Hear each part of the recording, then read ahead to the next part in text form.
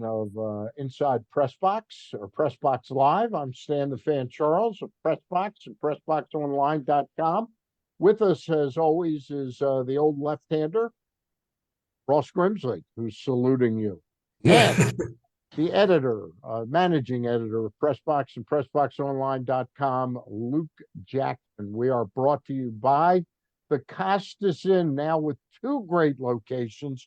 And by the way, I have the official address of the new Costas Inn.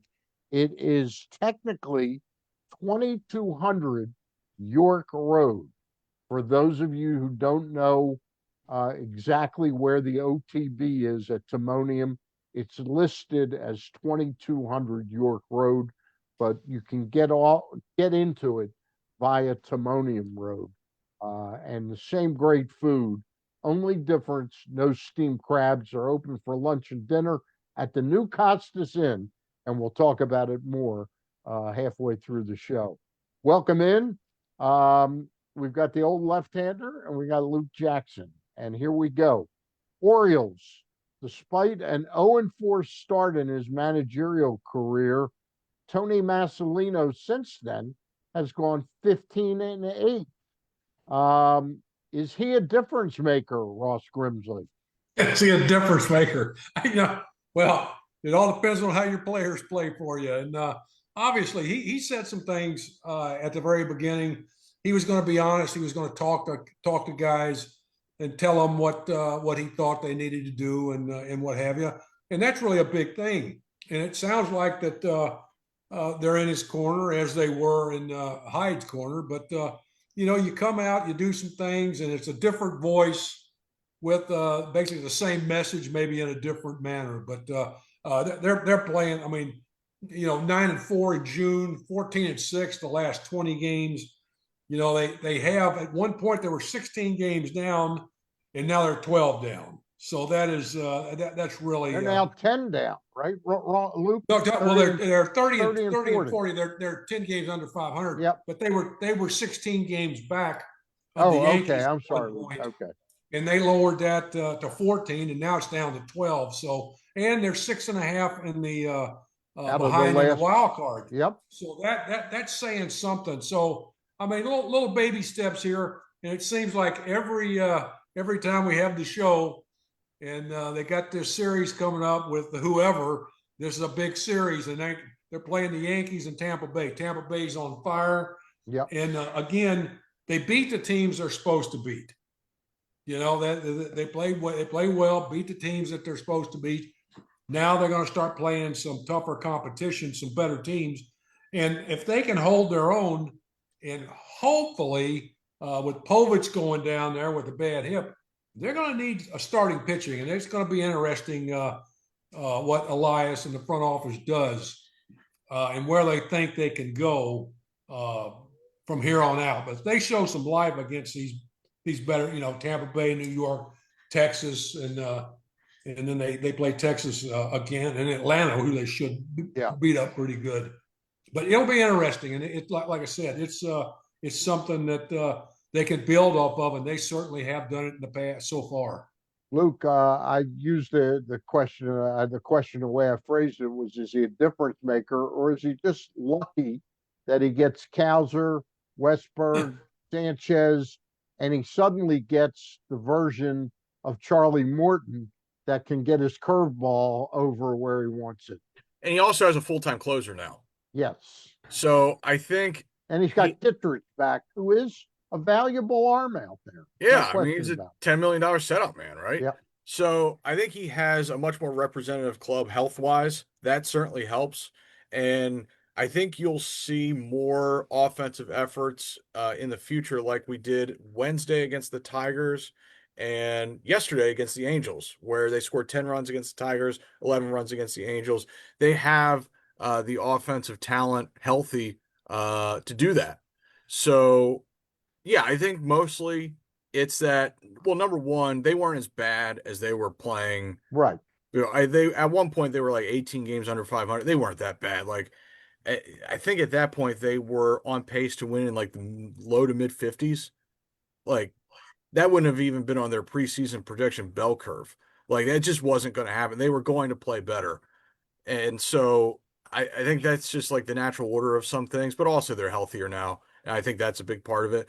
And but I'm not going to discount the fact that Manzolino might be doing something right. We don't know. We just don't know.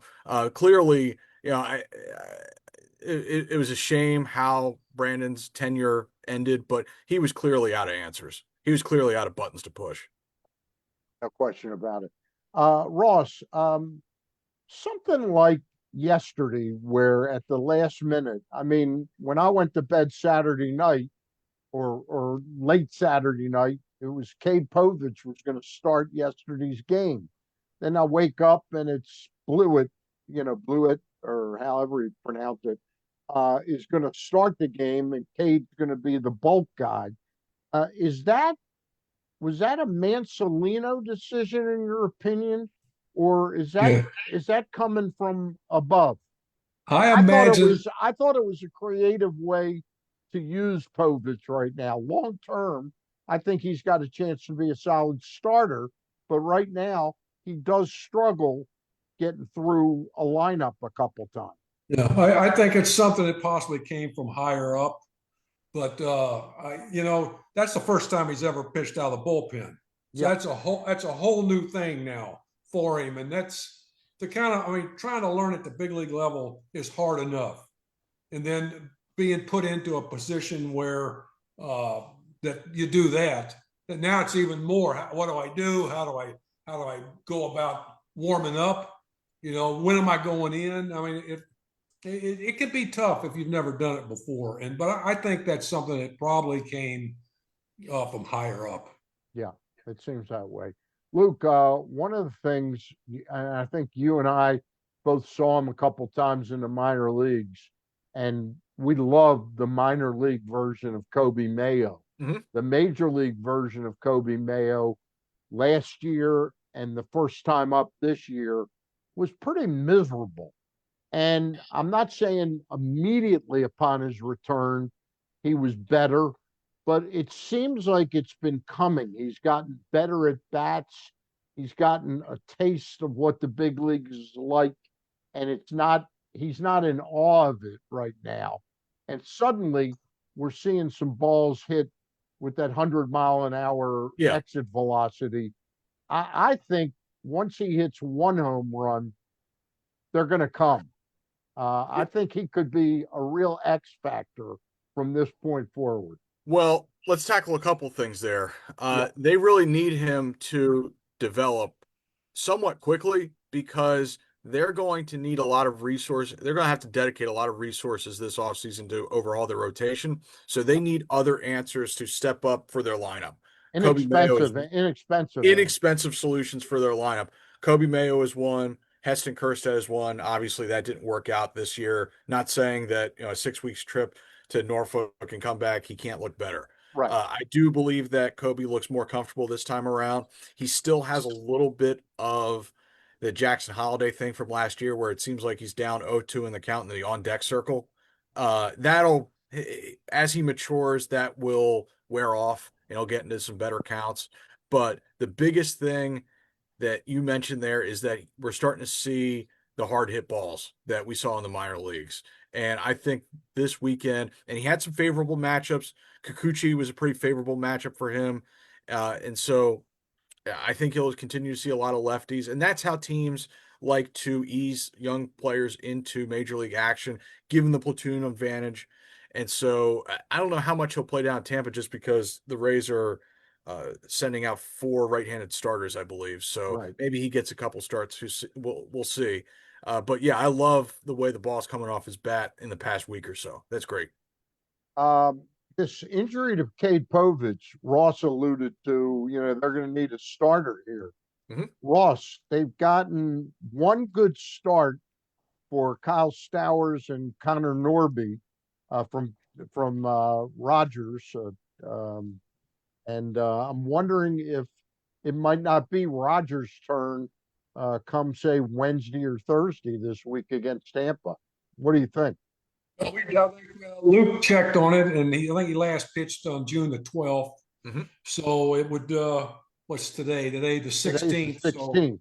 So tomorrow, Wednesday would put him. It could be either tomorrow or Wednesday. Yeah. He could pitch again, and so it should be interesting to see what they do. I mean, he's ready to go. He had a really good start his last time out in the big leagues. So why not give him an opportunity and see what he Yeah, can do? yeah, absolutely. I mean, you gave up a lot for him. It's Yeah, time to yeah, see what he's got. And the yep. last time out in the major leagues, his velocity was where it's supposed to be. I remember watching the game just sort of with like peripherally, and then suddenly in like the third or fourth inning, I texted Stan. I was like, "How hard is he throwing? Like this is a different guy." And he was really sharp that night. And if they can get that kind of Trevor Rogers, then that trade starts to look a lot different. It's funny. I don't recall hearing it often, but now in the course of about a month, I've heard two veteran professional athletes talk about career changes. Yeah, Trevor Rogers said that Mhm. he'd contemplated that, and then we had the winner of the U.S. Open, J.J. Spawn, said Yeah. that he was thinking he might need a new career. Uh, Being a professional athlete, when you haven't made it, it's a tough road to hoe, isn't it, Ross? It's Major League Baseball. There's a lot of negative stuff that happens. And talking about Rogers, the spine, I'll tell you, Vukovic, the pitcher, Yeah, when he Pete was when he was Vukovich. when he was in the White Sox, we're sitting on a bar in Rush Street, and he's in there, and he was talking about quitting. He says, "I just can't. This is too much. I can't do it." I looked at him and said, "Are you serious? And are you kidding me? You're in the major leagues. Jesus Christ." Another Jeff Nelson. Jeff Nelson's the guy that was going to quit. I mean, I can name Mike Blowers, third baseman for the Uh-huh. Yankees. He told me, he says, I got a baby. I can get a job making $50,000 a year. I said, you got a tremendous arm and you got a lot of power. He's a Right. third baseman. He was in Calgary, and with Tino Martinez, and we had some horses there that one year. And I said, you have a lotto ticket. You can hit home runs. Great third base, really good third baseman, and obviously he went on and make a lot of money. I said, you can't give this up. We go make. You're in the big leagues, but you get so frustrated after a while, and well, I tell you, a lot of guys they're gonna have to tear this thing. When it's time to quit, and a lot of guys, they get really frustrated because things aren't going right, and instead of trying to work through it, A, and they a just guy go, like a guy Ross, a guy like Mayo, he knows he's got the talent because he's done it since he's been like 10 years old until he's 22 and 23. You hit that wall for the first time in the major leagues, though. How frustrating is that for a young player? it is well, it's very frustrating, but I mean, you have to believe in yourself and your ability. And when things don't go right, I mean, if you never go through any uh, trials and tribulations in anything, you're not going to learn what it's like. But you got to learn. You got to learn when things go bad. Why did it go bad? What did I do? What didn't I? What didn't? There's so many things, and that's in every profession. But Mhm. you find out how to, okay, what can I do, or what shouldn't I do, or what should I do? I mean, there's so many things come into it, and if you're just able to think about it, and obviously there's a lot of guys that are going to be around you that can offer help. A lot of times you have to ask for it because guys aren't willing to come up and say anything. But I mean, if you ask or just watch, I learned so much watching Fergie Jenkins, Catfish Hunter, Kenny Holtzman, Mike Cuellar, who was a big mentor of mine. Man, just watching them pitch and watch them do things, just playing catch with them, that's a huge thing. But like I said, there's a lot of things that happen that are negative, and you just have to work through it and find a way, to do it, to get consistency. Hey, Luke, before I take the break for the Costas in spot, Jordan Westburg. We Mhm. we all got to see what he meant to this team the first half of last year before he got hit in the hand and Mhm. broke his thumb or whatever, fractured his thumb or whatever. Um, he really does appear to be a calming influence on this team. He's a guy that puts together good at bats, and he's got a real presence on this team. Yeah, Tony Manzolino called him the glue, Yeah. and it's hard to disagree. I mean, and this is oversimplifying it, but if you look at the Orioles' record the past 2 years when they've had Jordan Westburg compared to when they haven't, Yeah. it's pretty stark. And you can see the impact he makes on both. It's hard to find guys who can make a big impact on both sides of the ball. It's just, and he's one of those guys who can do that. And when you don't have him, it shows. Yeah, no question about it. Let me get a break in, and when we get back, we're going to break from talking about the Orioles to talk about the big trade. And I'm not talking about the Aaron Savali for Andrew Vaughn trade, or the Aaron Savali for Andrew Vaughn trade. Although we can talk about that too. I'm talking about the Rafael Devers trade, and who's the winner, who's the loser in this, and who deserves some of the blame for what went wrong in Boston once again. But first, the Costas Inn, new location. And I say new location. I want to make sure everybody knows the old location isn't going anywhere. 4100 North Point Boulevard. And if you want steamed crabs, that's the place to go in town. 410-477-1975 to reserve your crabs. But if you want to try the new Costas Inn in a new setting, try the one at 2200 York Road. It's at the OTB in the Timonium Fairgrounds. It is open for lunch and dinner. Elevators at both the front end and the back end of the restaurant. A terrific place. Same great food. Only difference is no steamed crabs at the new location. They're open for lunch and dinner. Try the new Costas Inn. But if you're out in the neighborhood, the old one ain't going anywhere. 54 years at 4100 North Point Boulevard, 2 weeks at 2200 York Road, and we give them 6 thumbs up. There we go. The Costas Inn, our favorite place. All right.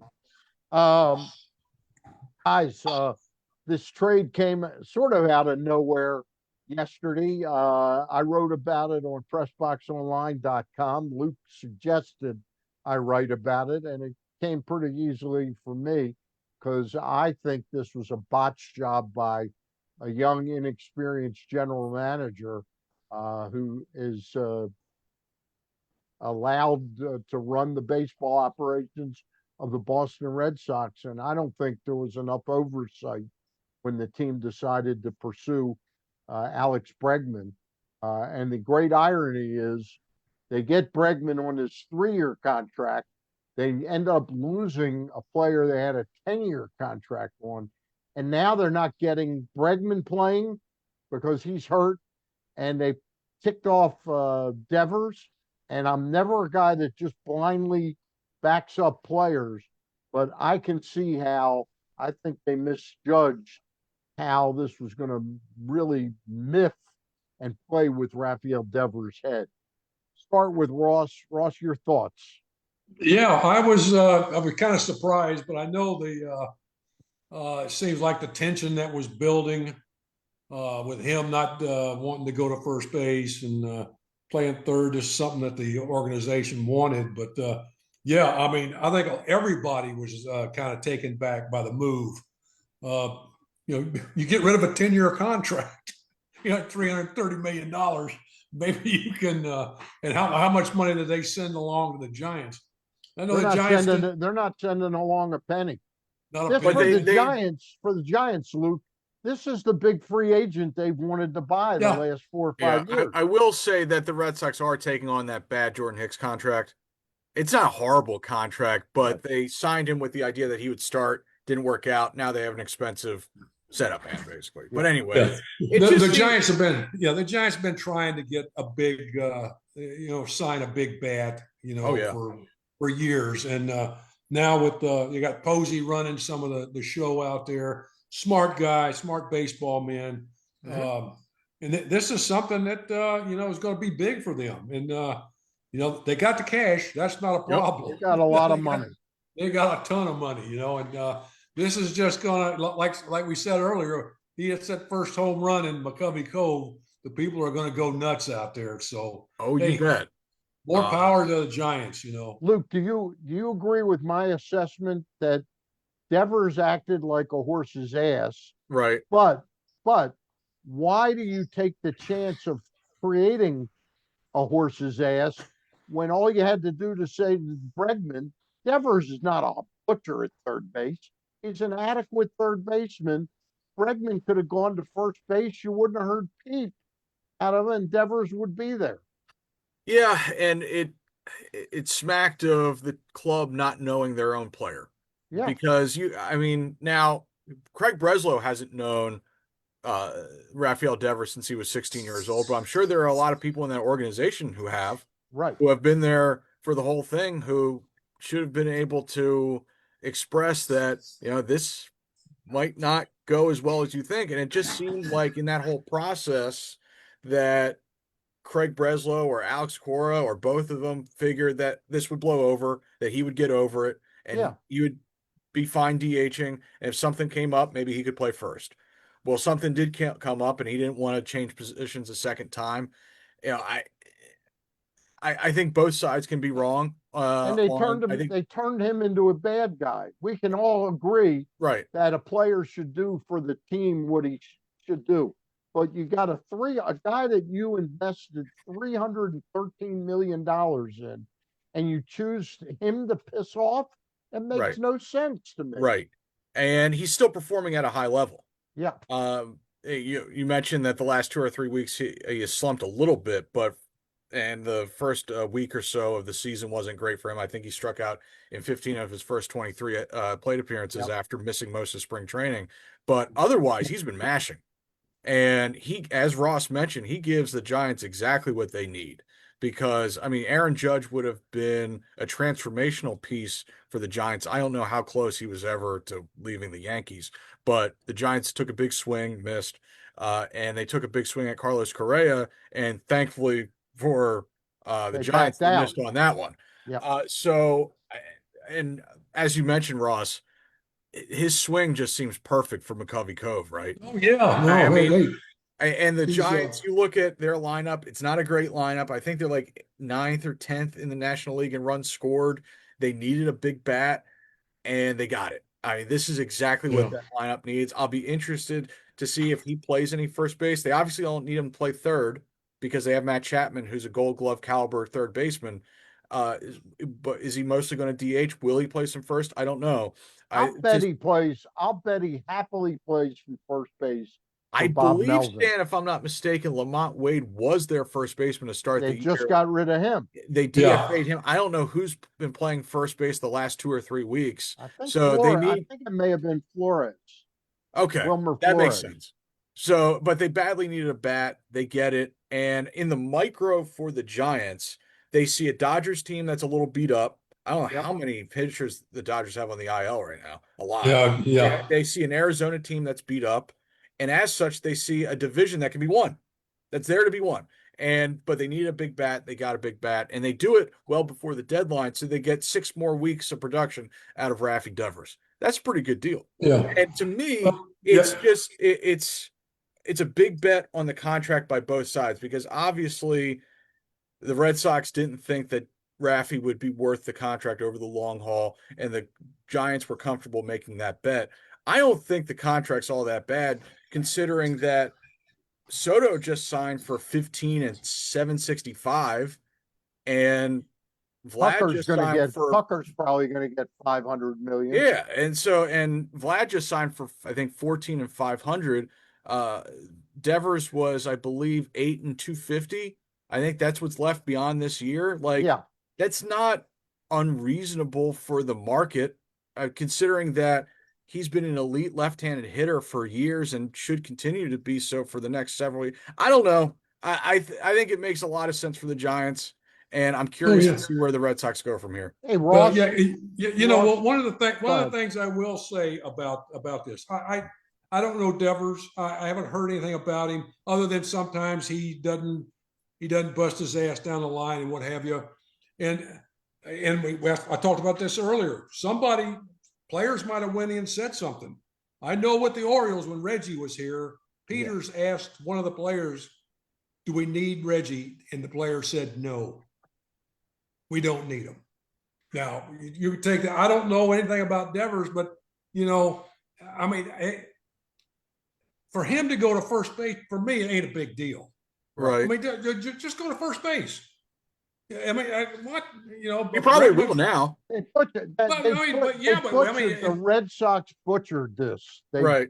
absolutely Well, I mean, butchered. he could have went to first base and not said shit. Well, You know, the thing to do is your due diligence as a general manager is to talk to the player before you even sign Bregman and let him know how close you are to signing Bregman and say, are you going to be okay with this if we want you to play some first base? And you would have hoped that, of course, yeah. Yeah, and if he acts miffed and angry about it, then I wouldn't have signed Bregman. I mean, Devers is a great offensive player, no question about it. Anyway, Luke, before we get out of here, what did the Red Sox, aside from getting rid of what had become a headache to them, Right. what did they pick up in this trade? How good is Harrison, who they optioned? Kyle Harrison was a very well-regarded starting pitching prospect before last year, whose shine has worn off. Right. He's still, I believe, only 23 years old. The Red Sox option AAA, and we'll see what comes of that. They also picked up, as we said, Jordan Hicks, who is basically a salary dump going the other way. Right. As I mentioned, the Giants signed him to start. He's got an electric arm. I mean, in relief. I mean, they end up their closer next year. He could be. He could be a closing option for them next year. And then they've got a couple lower level prospects that are a little ways away that, who knows? Yeah. Well, they picked up James Higgs the third. Interesting guy. Yeah. Their number one pick from a year ago, the Giants, and they got a 20-year-old pitcher. Jose Bello. Jose Bello. They already had Brian Bello. Yeah. This one's Bello. But he's got, it looks like, an electric arm. So I think both teams have made out here. But boy, when you look at the Red Sox losing Mookie Betts, Xander Bogaerts, and this guy. Yeah. Devers, obviously with Bogaerts, that's probably for the better because I think he's got like a 6-something OPS right now. That's not going well. Yeah. But I mean, the Betts one is unforgivable, right? Yeah. Because all the stuff about, Rafi's, makeup or staying in shape or whatever, that's not an issue at all for Mookie. I mean, the consummate teammate. I mean, if you told Mookie to go catch, he would put on the catcher's gear. I mean, that's the kind of guy he is. And so that I don't think this is a Mookie Betts situation. There are some concerns about how Rafi will age. Like when they traded Mookie, there was no one who was going to age more gracefully than him. Yeah. And that was just a miss from the start. I don't think this is quite that, but it is another franchise player that walks out the door on not great terms. Yeah. Ross, last thing for you. Do you know Bob Melvin at all? A little bit. Little bit. Yeah. How much are the Giants banking on him being the right guy right now to handle Devers?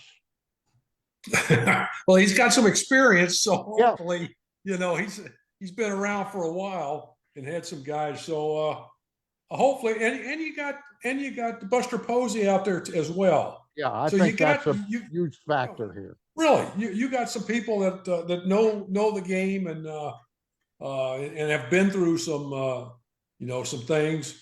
But I think Posey being a big, and they do their homework on guys, and they'll get some information and stuff, and I think it will. It should work out good. I mean, they should be able to explain what's going on, what they expect, and go from there. But I think it's they got some people that will talk to him if they need to. Hey, before we get out of here, Luke, you're away next week, right? True. Yeah. Ross, any shot you checking in and seeing if Shane Turner could join us next Monday? Oh, very possible. Is he managing the Hagerstown team? Hagerstown Flying Boxcars. Are they playing yet? Yes. Yeah. Okay. They're is Monday an off day in that league as well? Yes, I think I think so. Can There you go. check- That's perfect. Can you check Yeah. in on that? Sure, sure. We'll aim for 5 Actually, I'm gonna be up there. We're leaving Wednesday Okay. to come to Baltimore. This coming Wednesday? Yes, yeah, the So 17th. you'll be in town 18th. next week? Yeah, Okay. All right. Right. Let's talk in the next day or two. sure, All right. sure. All right, that's going to wrap us up today. Again, we've been brought to you by the Costas Inn with their great new location at 2200 York Road, still out at 4100 North Point Boulevard. There are now 2 places named the Costas Inn, one in Timonium and one in Dundalk. That's going to do it for today. For Ross Grimsley and Luke Jackson, I'm Stan the Fan Charles. Enjoy the rest of your week as the O's play Tampa. Ross and I will join you next Monday around the same time. Bye for now.